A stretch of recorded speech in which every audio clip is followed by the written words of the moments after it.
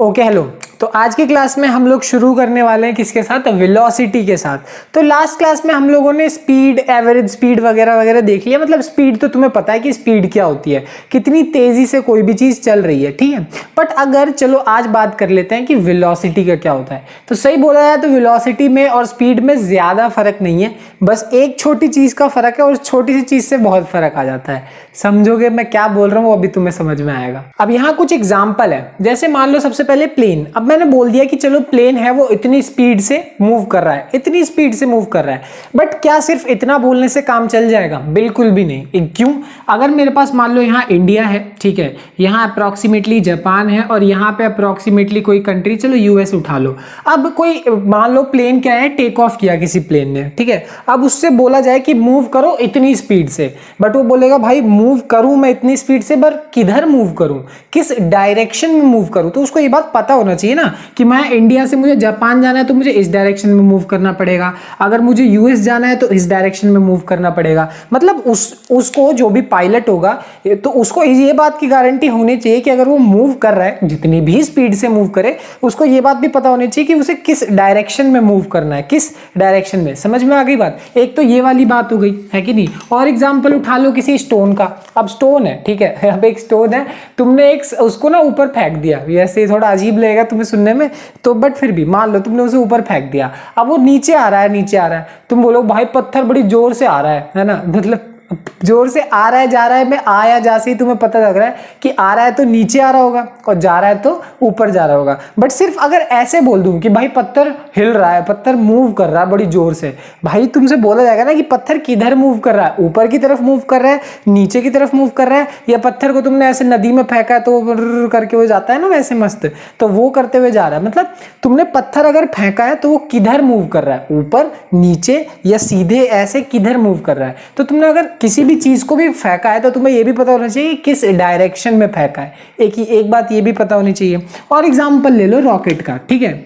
अब एक rocket move कर रहा है, सिर्फ मैं इतना बोल दूं तो तुम्हें पता चलेगा कि रॉकेट अर्थ से बाहर जा रहा है या बाहर से अंदर आ रहा है, तुम्हें नहीं पता चलेगा। तो अगर तुम्हें बोला जाएगा कि रॉकेट टेक ऑफ करता है तो तुम्हें ये पता चलता है कि हाँ अर्थ को छोड़ के वो बाहर की तरफ जा रहा है, और वो लैंड कर रहा है मतलब वो बाहर से अंदर की तरफ आ रहा है। तो तुम्हें इतने एक चीज पता लग जाती है कि हाँ डायरेक्शन का क्या मतलब हो रहा है यहाँ पे, है कि नहीं। तो यही चीज है कि प्लेन हो गया, स्टोन हो गया, रॉकेट हो गया, ये सब एग्जाम्पल है, और भी बहुत सारे एग्जाम्पल है। वो ये बता रहे हैं कि सिर्फ स्पीड से काम नहीं चलता, हमें कई चीजों के लिए ना डायरेक्शन भी बतानी पड़ती है कि वो किस डायरेक्शन में मूव कर रहा है। और जैसे ही हम स्पीड के साथ, मतलब हम जैसे ही स्पीड में क्या ऐड कर देंगे, डायरेक्शन ऐड कर देंगे, तो मेरे पास एक नई चीज बन के आ जाएगी, और वो नई चीज क्या है? वेलोसिटी है।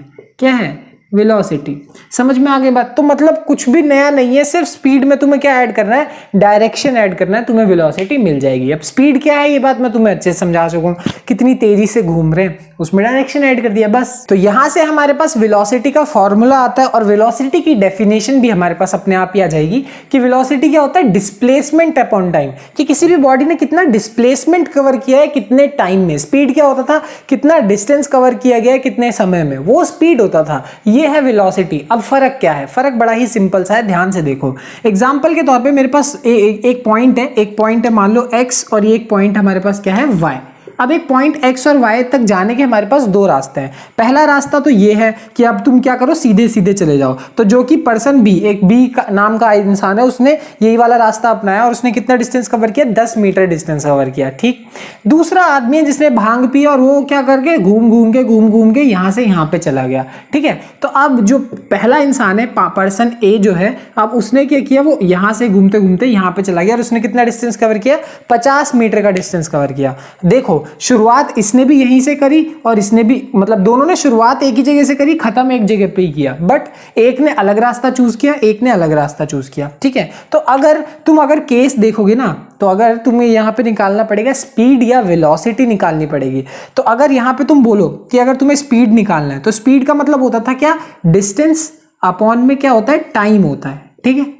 तो डिस्टेंस यहाँ पे कितना है, डिस्टेंस का मतलब होता है पूरे पाथ का लेंथ। तो अगर मैं ए वाले बंदे की बात करूं तो ए वाले बंदे ने पूरा यहां से यहां से यहां पूरा मूव किया है 50 मीटर। और टाइम कितना लगा है, चलो मान लो उसने टाइम लगाया कितना, मान लो लगाया 50 सेकेंड। ये तो सिर्फ एग्जांपल के तौर पे, बट सोचो डिस्टेंस का मतलब हो गया पूरे पाथ का लेंथ।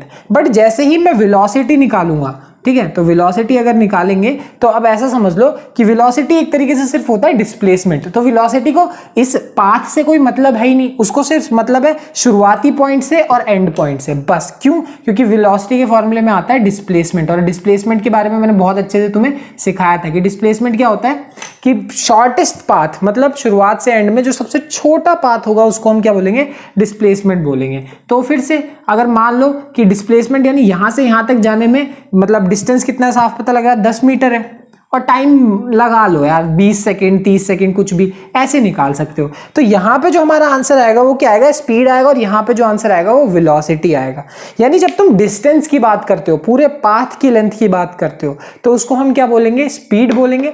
और जब सिर्फ डिस्प्लेसमेंट यानी शुरुआत से एंड के बीच में सबसे शॉर्टेस्ट लाइन के बारे में बात करते हैं, तब हमारे पास क्या आती है, वेलोसिटी आती है। ये बेसिक अंतर है इन दोनों के बीच में। तो एक तरीके से डिफरेंशिएट कर लेते हैं स्पीड और वेलोसिटी के बीच में। सबसे पहले तो फॉर्मूले का डिफरेंस है कि स्पीड का फॉर्मूला होता है डिस्टेंस अपॉन में टाइम, और वेलोसिटी क्या होता है, डिस्प्लेसमेंट अपॉन टाइम। तो यहां से हमारे पास फॉर्मूले का डिफरेंस तो है ही, तो यहां से एक और चीज का डिफरेंस आ जाता है, और वो क्या है कि जो स्पीड है वो कैसी क्वांटिटी होती है, एक स्केलर क्वांटिटी होती है, और जो वेलोसिटी है वो कैसी क्वांटिटी होती है, वेक्टर क्वांटिटी होती है। अब देखो तुम्हें स्केलर वेक्टर नहीं पता, डिस्प्लेसमेंट डिस्टेंस समझने में दिक्कत हो रही है, तो मैंने डिस्टेंस डिस्प्लेसमेंट वाली वीडियो में बहुत अच्छे से समझाया है। अगर तुम्हें दिक्कत है तो प्लीज पहले वो देख के आओ, बट फिर भी एक बार बता देता हूं क्या होता है। स्केलर क्वांटिटी वो क्वांटिटी होती है जिसको सिर्फ मतलब है मैग्नीट्यूड से।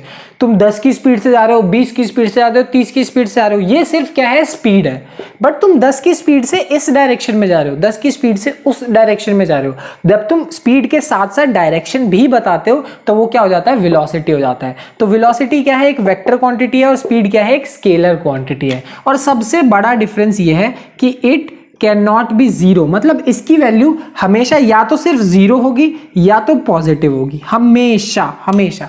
अब मतलब तुमने एक बार, मतलब तुम्हारी गाड़ी रुकी हुई है, तो गाड़ी रुकी है मतलब स्पीड की वैल्यू कितनी है, जीरो है। बट एक बार गाड़ी चलने लगी तो हमेशा स्पीड की वैल्यू क्या होगी, पॉजिटिव होगी, 10 होगी, 20 होगी, 30 होगी, जितनी भी होगी। बट वेलोसिटी के केस में ऐसा नहीं है, गाड़ी रुकी है तो भी जीरो हो सकता है, गाड़ी चल रही है तो भी इसकी वैल्यू जीरो हो सकती है। कैसे, वो बात मैं अभी तुम्हें समझाऊंगा।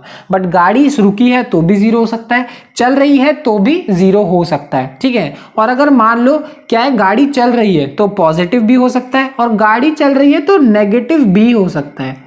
मतलब वेलोसिटी नेगेटिव भी हो सकता है, वेलोसिटी पॉजिटिव भी हो सकता है, और वेलोसिटी जीरो भी हो सकता है। अब ये कैसे होगा, इसका मैं तुम्हें केस समझाता हूं, बहुत इंपॉर्टेंट। तो चलो एक केस सुनो, बड़ा ही सिंपल सा केस है। मान लो ये कोई पॉइंट ए है और ये कोई एक सर्कल है, जरूरी नहीं है सर्कल, मैं स्क्वायर भी ले सकता हूँ, कुछ भी ले सकता हूँ। अब सर्कल है, यहाँ बीच में उसका सेंटर है ओ पॉइंट पे। अब एक इंसान है, चलो कोई भी इंसान मान लो, मैं अपने आप को ही ले लेता हूँ, मान लो कोई दीपेश है, ठीक है। ओहो, अपना ही नाम गलत लिखा है मैंने, है ना। तो ये क्या कर रहा है, मूव कर रहा है। अब इसको बोला है कि मूव करो। अब ये इसने क्या किया कि ए पॉइंट से शुरू किया, भगा भगा भगा भगा भगा, सांस फूल गई बट फिर भी भग रहा भग रहा भग रहा भग रहा है, और वापस ए पॉइंट पे वापस आ गया। तो उसको लगा कि मजा आ गया यार, मैंने इतनी मेहनत करी, मेरी वेलोसिटी पक्का कुछ ना कुछ तो रही होगी, क्या पता 2 मीटर पर सेकंड, 3 मीटर पर सेकंड, क्या मालूम, वेलोसिटी कुछ ना कुछ तो मेरी रही होगी। बट जैसे ही वो यहाँ पहुंचा, एक इंसान ने उसे बोला कि भाई तेरी वेलोसिटी कितनी थी, जीरो थी। कितनी थी, जीरो। अब ये सुन के इसको बड़ा दुख हुआ है ना। अब ऐसा क्यों, ये ध्यान से सुनो। सिंपल सा तुम्हारे सामने फॉर्मूला है, velocity is equals to displacement upon में time. Velocity is equals to displacement upon में टाइम। डिस्प्लेसमेंट को मान लो x से शुरू करते हैं।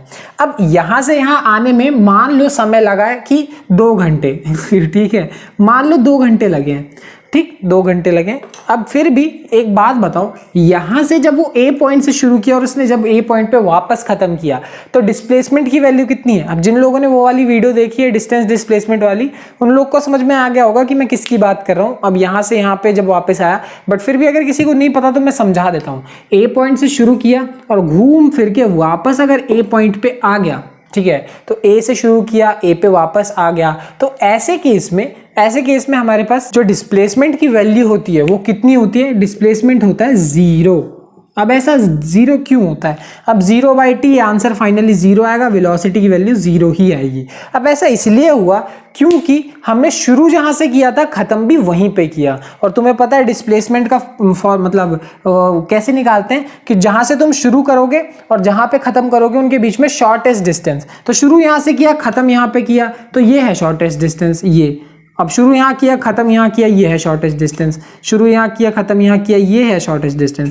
बट जहां से शुरू किया वहीं पे खत्म कर दिया, तो शॉर्टेस्ट डिस्टेंस क्या है, कुछ भी नहीं। तो फाइनली डिस्प्लेसमेंट की वैल्यू कितनी है, 0। जहां शुरू किया वहीं खत्म, डिस्प्लेसमेंट 0, तो क्या है, वेलोसिटी की वैल्यू भी कितनी होगी, 0 ही होगी। समझ में आ गई बात। तो ये है कहने का मतलब, अगर मान लो मैंने एक पूरे सर्कुलर पाथ में घूम के पूरा एक चक्कर लगा दिया तो फाइनली मेरी वेलोसिटी कितनी होने वाली है, 0 होने वाली है। समझ में आ गई बात। बट इसमें कुछ बातें ध्यान रखना कि जैसे जब बॉडी मूव कर रही है तो कुछ स्पीड से तो मूव कर ही रही होगी। अब मान लो तुम गोल चक्कर लगाते हो तो भागते हो, तुम्हारी स्पीड तो कुछ है, यानी इतनी तो गारंटी है कि स्पीड की वैल्यू कुछ ना कुछ होगी। उसके बावजूद वेलोसिटी की जो वैल्यू है पूरे राउंड के बाद, एक राउंड के बाद उसकी वैल्यू कितनी हो गई, 0 हो गई।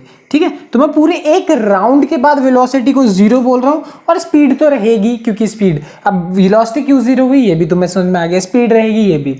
ध्यान रखना मैं ये नहीं बोला हूं कि किसी एक पॉइंट पे, मान लो इस पॉइंट पे वेलोसिटी तुमसे पूछ दे, इसी पॉइंट पे, तब 0 नहीं होगा। खैर वो अलग कंसेप्ट है, वो बाद का कंसेप्ट है, वो बाद में देखेंगे, अभी इतना बहुत है। अब नेगेटिव वाला केस देखते हैं। अब एग्जांपल के तौर पे मान लो कोई एक ऑब्जेक्ट है, जब वो इधर मूव करेगा, जब वो इधर की तरफ मूव करेगा तब उसके डिस्प्लेसमेंट की वैल्यू क्या रहेगी, पॉजिटिव रहेगी, और जब वो इधर की तरफ मूव करेगा तब उसके डिस्प्लेसमेंट की वैल्यू क्या रहेगी, नेगेटिव रहेगी। ये बात मैंने तुम्हें बताई थी, और एक बार फिर से बता देता हूं कि जब भी तुम मूव कर रहे हो तो डिस्टेंस तो हमेशा पॉजिटिव है। तुम मूव कर रहे हो, तुम इधर मूव करेगा, तुम मूव करते रहोगे, डिस्टेंस हमेशा पॉजिटिव। बट जैसे ही तुमने क्या किया, एक बार को मतलब शुरू कर दिया, ठीक है, तो अगर इस डायरेक्शन की बात करोगे तो इस डायरेक्शन में भले ही तुम्हारा डिस्प्लेसमेंट पॉजिटिव होगा, उसके दूसरे डायरेक्शन में डिस्प्लेसमेंट अपने आप नेगेटिव हो जाएगा। क्यों, डिस्प्लेसमेंट एक ऐसी क्वांटिटी है जो कि डायरेक्शन पे डिपेंड करती है, तो डायरेक्शन पे तो फर्क पड़ेगा।